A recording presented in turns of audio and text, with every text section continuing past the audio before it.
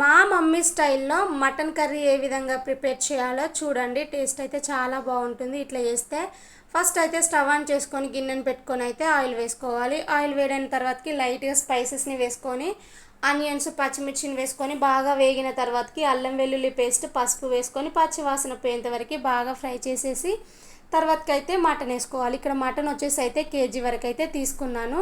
So mutton బాగా ఉడకాలంటే దానిపైనుంచి గిన్నెను పెట్టుకొని అయితే కొన్ని వాటర్ వేసి అయితే ఉడికించుకోవాలి. ఇలా వేయడం వలన మటన్ చక్కగా ఉడికిపోతుంది.